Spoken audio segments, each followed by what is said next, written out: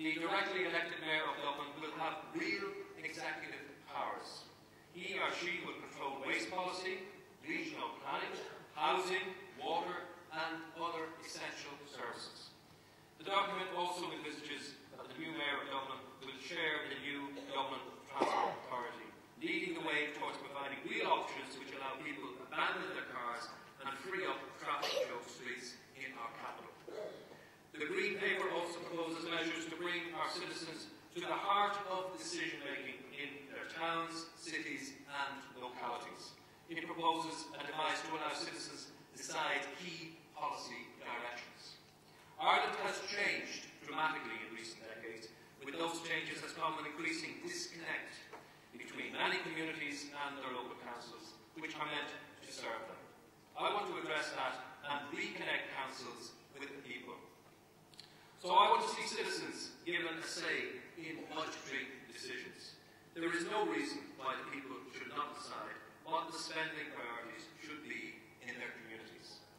I will be examining the increased use of websites which will allow people to shape major decisions to be taken by town, city and county councils. I want to create a petition system which will allow people concerned about a key local issue to gather signatures to cause that issue to be raised, debated and decided in their local council chamber. I would like us to consider a system of town hall meetings where councils would ask citizens further reviews on certain issues and then act in accordance with them. Let nobody get the idea that I'm trying to undermine in any way local councillors in any of this. Quite the contrary. Let me remind you that I started my political career in Dublin City Council and I learned many political lessons, some painful indeed. My term as Lord Mayor of Dublin is a memory that I cherish and I think back with certain pride. Since taking up the job of Minister for the Environment, Local Government and Heritage, I have travelled to every corner of this beautiful country. On those visits, I have nearly always met a delegation of local councillors and indeed sometimes attended their council meetings. Meeting councillors has reminded me again and again of their motivation to serve their neighbours and communities. Being a councillor in Northern Ireland is now almost a full-time job and the monetary rewards are small. The pressures of modern life have caused many fine representatives to step down from councils in recent time due to the needs of their work and families.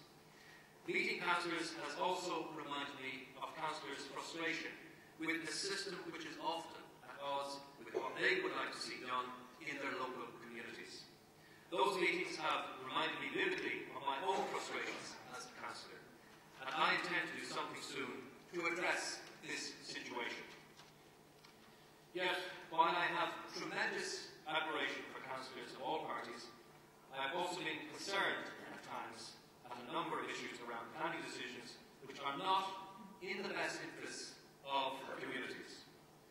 That concern has caused me to intervene in one county development plan in Monaghan.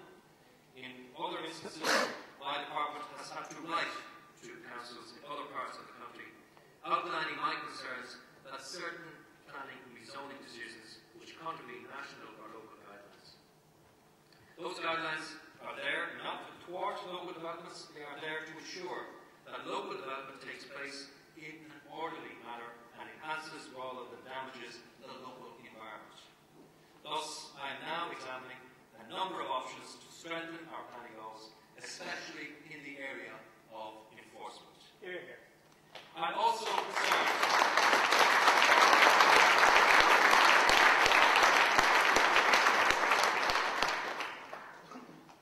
concerned that the ethics system governing local government needs to be strengthened. At the moment, councillors are required by law to each year declare interest and reveal any potential conflict of interest. But I believe enforcement in this area is weak.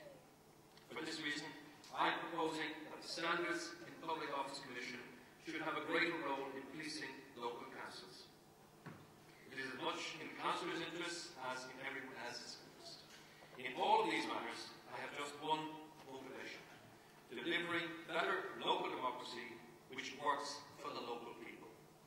I want to see stronger councils. I want to harness the talents